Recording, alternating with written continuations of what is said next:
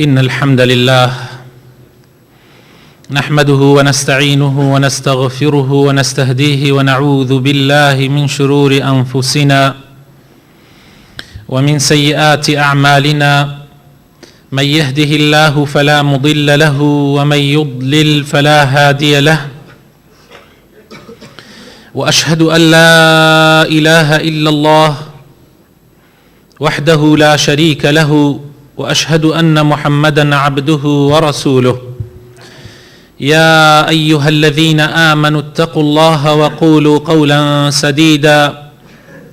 يصلح لكم أعمالكم ويغفر لكم ذنوبكم ومن يطع الله ورسوله فقد فاز فوزا عظيما أما بعد فإن أصدق الكلام كتاب الله وخير الهدي هدي محمد صلى الله عليه وسلم وشر الأمور محدثاتها وكل محدثة بدعة وكل بدعة ضلالة وكل ضلالة في النار. خۆشەویستەکانم مسلمانە بەڕێزەکان، لەباسی ئەوانەی کە خوای پەروەردگار خۆشیانی ئەوێ ئەمڕۆ باسی چوارەم دانە لەوانە ئەکەین کە التەوابونە. خوای تەعالا لە قورئانی پیرۆزە یەک جار فەرموویەتی خوای گەورە تەوابونی خۆش ئەوێ لە سوورەتی بەقەرە ئایەتی 222 خوای تەعالا ئەفەرمێ فإذا تطهرن فأتوهن من حيث أمركم الله إن الله يحب التوابين ويحب المتطهرين. ئەگەر خێزانەکانتان لە عادەی مانگانەی خۆیان پاک بوونەوە ئەو کاتە بۆتان هەیە بچنە لایەن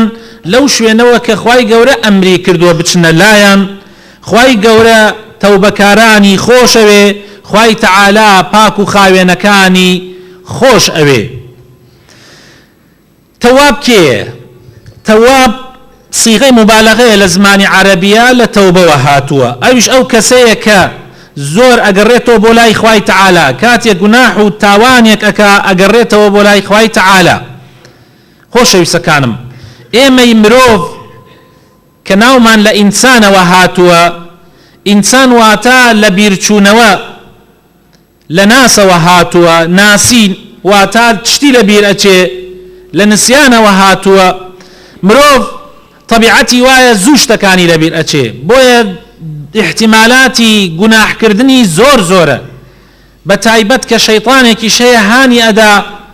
و ئەی خەڵەتێنێ و بەردەوام شتە ناشرینەکانی لا جوان ئەکاتەوە و شتە جوانەکانیشی لە لا ناشرین ئەکاتەوە. وخوای گەورەش خۆی مرۆڤەکانی وا خوڵقاندووە. خوای تەعالا مرۆڤی وا خوڵقاندووە کە مرۆڤ گوناح ئەکات و تەوبە ئەکا خوا لێی خۆشە بێ. لە حەدیثی صحیحی ئیمامی موسلیمە هاتووە ئەگەر ئێمە قەومێک بین گوناح نەکەین خوای تەعالا ئەمان گۆڕێ بە قەومێک گوناح بکەن تەوبە بکەن خوای گەورە لێیان خۆش ببێ. یعنی ئێمە هاتوینەتە سەرزەوی بۆ ئەوە نهاتوینەتە سەرزەوی وەک مەلایکە بژین. یعنی خوای تەعالا ئێمەی وەکو مەلایکە خەلق نەکردووە و وەکو حەیوانیش خەڵقی نەکردووین. مەلائکە ئەوانن کە خوا معسوومیانی کردووە لە گوناح ناکەن. حەیوانیش ئەوانن کە محاسبەیان لەسەر نییە و هەرچی بکەن ئەیکەن. ئێمە های لەو نێوانەیە، نە مەلائکەین بڵێن معسووم بین لە گوناح نەکەین و نەش وەکو ئاژەڵەکان بەرەڵا کرابێتین کە محاسبەمان لەسەر نەبێ، بەڵکو ئێمە خوای تەعالا وا خەڵقمانی کردووە لە ناو لاشەمانە هەردوو شتەکە هەیە. هەم لە جەستەی ئینسانە خوای گەورە وا خەڵقی کردووە، هەم حب و خۆشەویستی تاعەتی خوای تایە و هەم حەز و خواستی گوناحیشی تایە. و خوای تەعالا بەرنامەی بۆ ناردین ئەگەر بە پێی بەرنامەکەی خوا بچین دائیمەن خۆشەویستی تاعەتی خوا و گوێڕایەڵیکردنی خوا زاڵ ئەبێ بەسەر ئەو لایەنەکەی ترە ئەبین بە ئینسانێکی ئەهلی تاعەت، ئەو کاتە پاداشتی گەورەمان هەیە لە لای خوای پەروەردگار. جا ئەبێ ئاگامان لە خۆمان بێ و بیش زانین ئێمە قابلین بە گوناح. هیچ کەسێک لە ئێمە جگە لەوانەی کە خوا پاراستوونی کە پێغەمبەرەکانن خوا پاراستوونی لە گوناح جگە لەوان هەموومان بە صالح و بە پیاوچاک و بە هەموو نەوعەکانمان قابلین بەوەی غەڵەت بکەین، قابلین بەوەی گوناح بکەین جار جار غەفڵەت ئەمانگرێ و بێئاگایی ئەمانگرێ بۆیە هیچ سیر نەبێ لە لامان کاتێ ببینی باشترین کەسانی لای خوا کە سەحابەکانی پێغەمبەر بوون صلی الله عليه وسلم لە دوای پێغەمبەرەکان تووشی گوناح هاتن ئیتر بە هەموو نەوعەکانی گوناح گەورەیەکە لەوەیە کە تۆ گوناحت کرد پەشیمان ببیتەوە و تەوبە بکەی و بگەڕێیتەوە بۆ لای خوای تەعالا تا خوای تەعالا لێت خۆش ببێ بۆیە تەوبە ئەوە معناکەیەتی معنای ئەوەیە کە تۆ پەشیمان ئەبیتەوە لەو گوناحانەی کە دێتە ڕێگات کە جارجار غەفڵەت ئەدگرێ و وایش نەزانی کە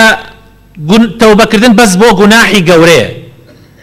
نەخێر برا بەڕێزەکانم لە گەورە و بچووک تۆ ڕۆژانە پێویستە تەوبە بکەی لە گەورە و بچووک و هەر ڕۆژانە دەیەها گوناحمان تووشە بێت تەنانەت گوناحی گەورەشە لی بێ ئاگاین جاری وا هەیە جگە لە گوناحە بچووکەکان بۆ نمونە کام لە ئێمە جارجار بێ ئاگا نابێ نوێژەکانی تاخیر ناکە کام لە ئێمە بێگوێیی دایک و باوکی ناکات ئازاری دایک و باوکی نادات ئەگەر وەلو هەر بە سەرپێچێکی بچووکیش بێ جارجار ئازاری دایک و باوکمان نەدەین کام لە ئێمە غەیبەت ناکات کام لە ئێمە غەیبەت ناکات ڕۆژانە تووشی ئەو گوناحە گەورەیە دین کە یەکێکە لە گوناحە زۆر زۆر گەورەکان کام لە ئێمە ئەوە ناکە کام لە ئێمە دوزمانی ناکە لە بینی خەڵکیە قسەی ئەم ناهێنێ بۆ لای ئەو قسەی ئەو ناهێنێ بۆ لای ئەم بەهۆی قسەیەکی ئەمەوە لەوانەیە دوو کەس بینیان تێک بچێت ماوەیەکی زۆر قسە لەگەڵ یەکا نەکەن کام لە ئێمە تووشی جۆرەکانی درۆ نایە کام لە ئێمە خۆشەویستەکانم گوێن نادا قسەی غەڵەت نایەتە دەمیا قسەی زبر نایەتە دەمیا ئەگەر هەر هیچ نەبێ بەرامبەر بە ژنەکەی بەرامبەر بە کوڕەکەی بەرامبەر بە کچەکەی بەرامبەر بە خزم و دۆستانی بەرامبەر بەوانەی کە لە بازاڕە لەگەڵیانە معاملە ئەکا بەرامبەر بەوانەی کە لە دائیرەیە لەگەڵیانایە بەرامبەر بە ئەگەر مامۆسا بێ بەرامبەر بە تەلەبەکەی یعنی کام لە ئێمە تووشی نایە ئەمەنە گوناحێلێکن ڕۆژانە قابیلە بەوەی بێتە ڕێگامان دەیکەوا بوو ڕۆژانە پێویستە ئێمە تەوبە بکەین و تەواب ئەو کەسەیە کە بە بەردەوامی تەوبە ئەکا خوا ئەو کەسانەی خۆشەوێ کە بە بەردەوامی تەوبە ئەکەن هەر کاتێک گوناحێکیان توش ببێ یەکسەر ئەگەڕێنەوە بۆ لای خوای تەعالا و تەوبە ئەکەن ئەمجا بە گەورەی نەزانین هەر گوناحێ چەند گەورە بێ تەوبەی لێ بکەی خوای گەورە لێت خۆشە بێ قل يا عبادي الذين أسرفوا على أنفسهم بڵێ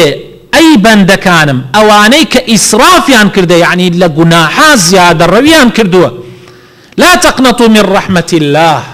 لرحمتي خواب بأميد مبن إن الله يغفر الذنوب جميعا خوای تعالى لهمو گناح كان خوش به خوش يسكانم لهمو گناح كان خوش به بلام توبة مهمة ويا تولى شويني خوشا توبة بكي زور گرنگە بەر ڕێزەکانم زۆر کەس لەما بێ ئاگایە کاتێک گوناحەکە بێ ئومێد ئەبێ پێغەمبەری خوا صلی الله علیه وسلم بۆ ئەوەی لە بێ ئومێدی دەرمان کە باسی کابرای 100 نەفەرەکەمان بۆ ئەگێڕێتەوە کە 100 نەفەری کوشتووە کابرایەک 99 نەفەری کوشت بوو بەڵام لەگەڵ ئەو دڕەقی و ئەو خراپەیە ڕۆژێکیان هاتە خەیاڵیا ئیتر بزانم ئامۆژگاریەکی بیستووە بزانم خەوێکی بینیوە بیری لەوە کردەوە کە تەوبە بکە کەسێک 99 کەسی کوشت بێ بیر لەوە کاتۆ کە تەوبە بکە پرسیارەکە لە خەڵک ئەڵێ کاکە کی ئەناسن زۆر شارەزایی هەبێ شارەزاترین کەس بێ بۆ ئەوەی بڕۆم بۆ لای پرسیارێکی لێ بکەم ئەوانیش ئەڵێن لەو شوێنەی کە تایە بووە کابرایەکە بۆ زۆر عابد و خواناز بووە گۆشەگیری کردووە لەبەر خاترەوەی گوناح نەکات هەر خەریکی عیبادەت و تاعەت بووە خەڵکی عەوام وعام وأزانن هەر کەسێ زیاد نوێژ بکات زیاد عیبادەت بکات ولا هەموو کەسێ زاناترە خەڵک وا تێگەیشتووە بۆیە ئەڵێن چی بەعام ئەڵێن بڕۆ بۆ لای ئەو کابرایە وا ئەزانین ئەوە لە هەموو کەسێ زاناتر بێ بۆیە کاتێم زەلامەش ئەچێ بۆ لای لە کوتوب ڕێکا ڕاتەبان سەری ئەڵێ فەرموو کوڕم ئەڵێ مامۆستا من هاتمە بۆ لات تەوبە بکەم گوناحی زۆر گەورەم کردووە ئەڵێ گوناح چیت کردووە ئەڵێ 99 کەسم کوشتووە 99 کەس 99 زەلامت کوشتووە ئەڵێ بەڵێ تۆزی دووبارەیە کاتەوە سێبارەیە کاتەوە پێی عەجایبی دی یعنی کابرایە توانوێتی 99 سەلامی کوشت بێ ئەم لە مێرولەیەک حەساب بۆ مێرولەیەکەکە کە پێی نەناپیا بۆیە یەکسەر تووڕە ئەبێ و ئەچێتە گژیا وەڵێ دەرچۆ دەرەوە باش کەوتەکەش نەڕبێتە سەرمە بە پاڵێنا ئیتر ئەمیش کابرایەکی تووڕەیە کەسێ 99 کەسی کوشت بێ یعنی عەسابی تەواو نییە بۆیە ئەمیش ئەخاتە سەرەیکا بە 100 کەس کە دەرئەچێ ئیتر ئەڵێ یا ئەڵڵا خوایە من هاتم چی بکەم و تووشی چی بووم زۆر پەشیمانە بێتەوە بۆیە پرسیارەکات هەم پرسیارەکات کە کەسێکی شارەزا هەبێ ڕێی پێ پیشاندا لەوێ تووشێ بێتە تووش کەسێکەوە ئەزانێ عالم کێیە بۆیە ئەینێرێ بۆ لای مامۆستایەکی زۆر شارەزا بڕۆ بۆ لای ئەو بەڵکو ڕێگات پێ پیشاندا ئەویشە چێتە لای و لە بەردەمیات چۆکدادا وەڵێ مامۆستا من هاتم تەوبە بکەم گوناحێکی زۆر زۆر گەورەم کردووە ئەڵێ کوڕم کەس بۆی نییە دەرگای تەوبە لە کەس داخە دەرگای تەوبە کراوەیە هەر کەسێ تەوبە بکە و پەشیمان بێتەوە خوا لێی خۆشە بێ ئاخەڵ گوناحەکانم زۆر زۆر گەورەیە ئەمە هەر چەندێ گەورە بێ تۆ ئەگەر شەریکیشت بۆ خوا قەراردا بێ کە گەورەترین گوناحە تەوبە بکەی خوا لێت خۆشە بێ ئیتر بۆی باسەکە ئەڵێ تەوبە بکە بێ ئومێد مەبە خوای گەورە لێت خۆشە بێ بەڵام کوڕم من نەسیحەت دەکەم تۆ ئەگەر کەسانێ ئێستا ئەو شارەی کە تۆی هاتیە خەڵکی خراپی هاتیە دیارە خەڵکانێکی تایە وای بە تۆ کردووە تۆ ئەم پەروەردەت هەبێ کە خەڵک بکوژی بۆیە نەسیحەت دەکەم شوێنێکی کە هەیە ئەگەر بە قسەی منەکەی کۆچ بکە بۆ ئەو شوێنە بۆ ئەوەی بتوانین لەسەر تەوبەکەت بەردەوام ببی ئەمیش لەبەر خاتری خوا ماڵی خۆی ئەپێچێتەوە و ئەکەوێتە ڕێ بۆ ئەو شوێنەی تر تا لەوێ تەوبەکەی بەردەوام بێ سەیکەن لەبەر خاتری خوا ئەرز و خاک و ماڵی خۆی بەجێ ئەتێڵێ بۆ ئەوەی خوا لێی خۆش ببێ ئەمە کارێکی زۆر گەورەیە ئەمە بەڵگەیە کە ئەم کابرایە ئەوێت تەوبە بکە بۆیە لە ڕێگا ئەدا لە زەوی و ئەمرێ خوای تەعالا وەکو عادەت وایە دوو جۆر مەلائیکە دێن بۆ لای ئەم کابرایە کۆمەڵە مەلائیکە دێن تاوەکو ناوی لە ڕوحی ببەن بۆ سجین بۆ ئەو شوێنەی کە ڕوحی خراپەکارانی تایە کۆمەڵە مەلائیکەی تریش دێن تاوەکو بیبن بۆ علیین کە ڕوحی چاکەکارانی تایە ئەبێ بە مشت و مڕیان ئەمان ئەڵێن ئەم کابرایەنەوە 100 زەلامی کوشتووە بۆیە مستحقی ئەوەیە کە لەگەڵ خراپەکارانە بێ ئەوانیش ئەڵێن آخر ئەم کابرایە تەوبەیەکی تەواوی کردووە لەبەر خاتری خوا کۆچی کردووە ماڵ و سەروەت و سامانی خۆی بێجێهێڵاوە خوای گەورە مەلائیکەیەکیان بۆ ئەنێرێ حەکەم بێ لە بەینیانە مەلائیکەکەش کە حەکەم ئەبێ ئەڵێ بیژمێرن مەسافەی بینی ئەو شوێنەی کە ئەم کابرایە تایە مردووە هەتا شوێنە چاکەکە شارە چاکەکە بزان چەندێکە هەروەها مەسافەی ئەو شوێنە تا ئەو شوێنە خراپەش بژمێرن بزانم لە کام لاوە نزیکە ئەوە بەری ئەوەیانەکەوێ جا ئەمجا لە حەدیثەکە لە ڕیوایەتێکی حەدیثەکە ئەفەرمێ پێغەمبەر صلی الله علیه وسلم فەرمێ خوای تەعالا ئەمری کرد بە زەوی کەوا بیکێشێتەوە زەوی خۆی بکێشێتەوە بۆ لای شارە چاکەکە تاوەکو بۆ ئەو لایە بەری ئەو لا بکەوێت چونکە تەوبەیەکی نەسوح و ڕێکوپێکی کردووە بەری چاکەکاران ئەکەوێ ئەم نمونەیە ئێمە فێرەکە کە ئینسان ئەبێ دائیم تەوبە بکە و بگەڕێتەوە بە لای خوای تەعالا و بێ ئومێد نەبێ هەر چەندێک گوناحەکەت گەورە بێ قابلە بەوەی کە خوا لێت خۆش بێ مامۆستایەک ئەیگەڕێتەوە ئەڵێ ڕۆژێکیان وتارێکم هەبوو لە شارۆچکەیەک ئەڵێ کە چوومە ئەو شارۆچکەیە وتارەکەم باسی وەفاتی پێغەمبەر بوو صلی الله عليه وسلم ئەڵێ وتارێکی زۆر کاریگەر بوو خۆم و ئەوانەشی کە دانیشتون دەستمان کرد بە گریان ئەڵێ قاعەیەکی زۆر خەڵک دانیشت بوو ئەڵێ دوای وتارەکە ویستم سواری سیارەکەم بم تەماشام کرد کابرایەک هات باوشی کرد پێم و دەستی کردە دەست ماچکردنم و سەر ماچکردنم ئەڵێ منیش وتم کوڕم چیتە بۆوە ئەوەندە مەسەلەن بە کوڵ ئەگریا ئەڵێ عەجایبم لێ هات ئەڵێ وتی مامۆستا نازانم چی بڵێم نازانم چۆن بۆت باس بکەم ئیجازەیە تۆزێ لەگەڵ تا سەرکەوم وتم فەرموو ئەڵێ سەرکەوت لەگەڵ ماو بۆی گێڕامەوە کە ئەو کابرایە تلیاک فرۆشە ئەڵێ ماوەیەکی زۆرە من و چەند نەفەرێ خەریکی تلیاکین بیفرۆشین و نیو کیلۆ تلیاکم هاوردوو بوو لەم شارە ئەمڕۆ بیفرۆشم بەڵام کە بینیم خەڵکێکی زۆر بە سیمای ڕیش و تەرتیباتیانەوە ڕوو بەرەو شوێنێکە ڕۆن خەڵکێکی زۆر ئەڵێ شارۆچکەکە بچووک بوتم باشە من چیم عالەمە هەمووی بەرەو ئەوەیە چێ وتیان ئەمڕۆ فڵان کەس هاتووە فڵان بانکواز هاتووە باسی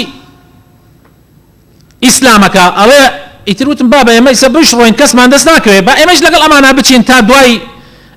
قسەکانی ئەو کابرایە و دوای ئیشەکەی خۆمان بکەین ئەڵێ کە هاتم و ئەو باسانەی تۆ کردت ئەڵێ وای پێ کردم خبرم لە خۆم نەبا هەر ئەوەندە یعنی خەوەرم لە خۆم بوو کە خۆم بگەێنمە ئاودەسەکان و تریاکەکە کە پێمە فڕم داوە ناو چاڵی ئاودەسەکان و بڕیارم داوە لەم لەحزەوە دواوە تەوبەیەکی ڕاستەقینە بکەم لەگەڵ خوای پەروەردگارە بینی خۆم و خوا ئیتر جارێکی تر من ئەو کارە خراپە نەکەم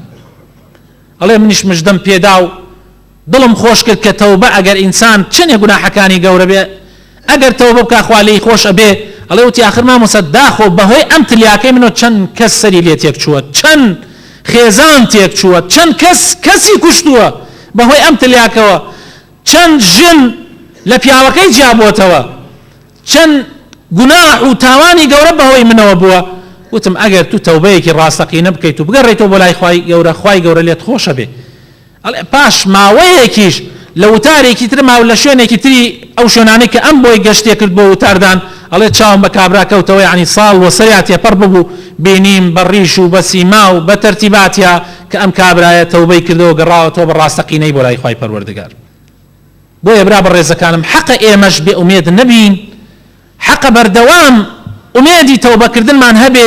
کە خوای گەورە لێمان خۆشە بێ بەڵام مهم ئەوەیە کە ئینسان تەوبەیەکی نەسوح بکاوەکو خوای تەعالا لە قورئانە ئەفەرمێ توبوا إلى الله توبة نصوحا توبة نصوح يعني توبيكي كامل يعني لو هاتوا النصوح يعني نصيحة يعني صاغ توبيك بي براستقيني بقرينه بلا إخوة تعالى توبيك بي بشيماني تيابي يعني بشيمان ببينه براستقيني اگر نتزاني شون بشيمان ببيتوا حر ورقة وقلم بيرا لديبيكي ورقك باسی نعمەتەکانی خوا بنووسە بەسەرتەوە يعني مثلا بڵێ من ئەبینم يعني بینین نعمەتی بینین خەڵکانێکی زۆر هەیە نابینێ بزانم بەم بینینە من چەندێک گوناحەکەم ڕۆژانە من ئەبیسم خەڵکانێکی زۆر هەن کە ڕوولاڵن نابیسن ئاواتیانەوەیە یەک وشە ببیسن بزانم من بەم بیستینە چەند گوناحەکەم ڕۆژانە من خوای گەورە لاشەمی ساخ کردەوە دوو پێیدا و پێم پێی ڕێەکەم خەڵکانێکی ناتوانن ڕێ بکەن یان هەر پێیان نییە یا ئفلیجن بزانم من بەم پێیانە ڕۆژانە چەند گوناحەکەم ئاوا بێرە خۆتا دانە دانە نیعمەتەکانی خوا لەسەر خۆت بنووسە کە لە ژماردن نایەوە ئین تەعودوا نیعمەت الله لا تحصوها وەسەیر کە چەندێک گوناحەکەی ببینە بزان چۆن پەشیمان ئەبیتەوە دوای پەشیمان بوونەوەیش پێویستە ئەو گوناحانەی کە ئەیکەی وازی لێبێنی چونکە گوناح ئەگەر وازی لێ نێنی یعنی هیچ وبريار ده حمو گوناحەکان وازی لێبێنن نەوەک بێڵێ مثلا بۆ نمونە ئەتەوێت لە غەیبەت واز بێنی تەوبە بکەی پەشیمان ببیتەوە بڵێ خوایە ئەوە من لە غەیبەت پەشیمانمەوە ئیلا غەیبەتی فڵانە کەس و فڵانە کەس نانە بە کامل واز بێنە پاش ئەوە ئەمجا عەزمیش بکە کە نەگەڕێیتەوە بۆ گوناحەکە يعني قرار بدە کە نەگەڕێیتەوە ئەگەر حەقی خەڵکیشت لەلاب و حەقەکانیش بگەڕێنەوە ئەگەر نەتوانی عەزم بکەیت و بەردەوام ببی پێویستە معنای وایە دڵت زەعیفیەک و لاوازیەکی تایە ئەبێ دڵت بەقەوەت بکەی بەچی دڵی خۆت بەقەوەت ئەکەی من یەک دوو شت ئەخەمە بەرچاوتان یەکەم ئیلتیزام بوون بە نوێژەکان و لە کاتی خۆی دڵت بەقەوەتەکە یعنی هەر بانگیدا یەکسەر هەر ئیشێکت هەیە وازی لێبێنە بڕۆ دەم بانگەکەوە بەڕاستەقینەی بڕۆ ناو نوێژەوە نوێژێکی ڕاستەقینە بکە خوای تەعالا فەرمێ ئین الصەلاة تەنها عن الفەحشاء والمنکەر دوو قورئان بخوێنە ئەگەر هیچ نەبێ ڕۆژی یەک لاپەڕێژ بێ پیاوە بە تەمەنەکان و نەخوێنەوارەکان مەڵێن ئێمە نازانین والله ئێستا ئەتوانی گوێ بگری هیچ نەبێ لە یەک لاپەڕێ قورئان ڕۆژێک ئەگەر بتوانی بیکەی بە حزبێک ئەگەر بتوانی بیکەی بە جوزئێک چاکترە بەڵام هیچ نەبێ ڕۆژانە ویردێکی قورئان خوێندنت هەبێ زۆر مهمە بۆ ئەوەی دڵت بەهێزکە بەرامبەر بە گوناح بتوانی بەرامبەری بێسیتەوە سێ دوعاکردن ڕۆژانە ئەگەر هیچ نەبێ 2 دقە خۆ ئەگەر زیاتر بێ ئەوەنەی ترە دڵت بەقەوەتە بێت 2 دقە دەستی زەلیلی خۆت بەرز کەرەوە بۆ لای خوای تەعالا بەڵام چاوت بنووقێنەوە هەست کە زەلیلی وای لە بەردەستی خوایە و ئەڵێی خوایە ئەوە من داوای لێبوردنت لێ ئەەکەم لەو گوناحانەی کە کردومە بەس بەڕاستەقینەی بلاڵکێرەوە لە خوا و دەستی زەلیلی خوای گەورە دەستی هیچ کەسێ بە سفر ناگەڕێنێتەوە 2 دقە زۆر سبحان الله کردن زۆر الحەمدولله کردن زۆر لا إله إلا الله کردن زۆر الله أكبر کردن زۆر وتنی لا حول ولا قوة إلا بالله کە گەنجینەیەکە لە گەنجینەکانی بەهەشت زۆر مهمە ئەم زکرانە یعنی با ڕۆژانە زکرت هەبێ لای کەمەکەی لە ڕۆژێکە ئێواران 100 جار بڵێ سبحان الله وبحمده بەیانیان بڵێ 100 جار بڵێ سبحان الله وبحمده ئێواران دوای نوێژ عەسر 100 جار بڵێ لا إله إلا الله وحده لا شريك له الملك وله الحمد وهو على كل شيء قدير بەیانیانیش 100 جار بێلێ زۆر بەهێزتەکە و آخر شتیش کە کەم کەس ئەوانەی کە تەوبە ئەکەن کێشەکان لەم خاڵەتانێ دوورگرتن لە هاوڕێی خراپ کێ بوو تا ئێستا تۆی تووشی گوناحە کرد دووری لێ بگرە کێ تۆ تووشی غەیبەتە کرد خواحافیزی لێ بکە کێ ئەتی برد بۆ ئەملا ئەولا بۆ گوناح خواحافیزی لێ بکە واللهی ئەتوانی بەردەوام بی لەسەر تەوبەکەت داواکارم خوای گەورە بخاتن ناو جوانەکانی خۆی ئیسلاحمان بکە هیدایەتمان بدا نوری ئیمان بخاتە دڵەکانمانەوە یا ربی خوایە موفقمان بکەی لەسەر ئەوەی بتوانین تەوبەی ڕاستەقینە بکەین یا ربی دڵمان بەهێز بکەی یا رب العالمین یارمەتیمان بدەی نوێژەکانمان لە کاتی خۆیان بکەین یا رب العالمین خوایە یارمەتیمان بدەی زمانمان هەردەم پاراوێ بە زکری تۆ یا ربی خوایە بخاتن ناو جوانەکانی خۆت وامان پێ بکەی دڵمان بەرەولای دوعا و پاڕانەوە ببەی یا ربی لە هاوڕێی خراپ بە دوورمان بگری یا ربی خوایە یا رب العالمین خوایە لێرە هەڵنەسین تاوەکو لە گوناحەکانمان خۆشەبی یا ربی خوایە ڕەحم بە نەخۆشەکانمان بکەی بە تایبەت ئەو نەخۆشانەی کە داوای دوعای خێریان لێ کردین خوایە شیفایان بدە یا شافی خوایە ڕەحم بە مردوەکانمان بکەی یا ربی خوایە ئیصلاحی حاڵمان بکەی ڕەحم بە گەنجە جوانەکانمان بکەی تەوبەیان بە نسیب بکەی خوایە ڕەحم بە ماڵ و مناڵ و خێزانەکانمان بکەی ڕەحم بە دایک و باوکانمان بکەی کە لە ئەوانەی ئەماون ڕەحمیان پێ بکەی ئەوانەیش وفاتیان کردو خوایە ڕەحمیان پێ بکەی یا ربی خوایە کوردستان محفوظکەی لە هەموو بەڵاو مصیبەتێک یا ربی بەرەکەتی خۆت بڕژێنی بەسەر ئەم وڵاتە یا ربی خوایە لە فیتنە و ئاژاوە و دووبەرەکی بە دوورمان بگری یا ربی خوایە ئەمینمان کەی ئەمن و ئاسایشمان پێکەرەم بکەی ڕزقی بەرفراوانی خۆتمان بە نسیب بکەی ئامین ئامین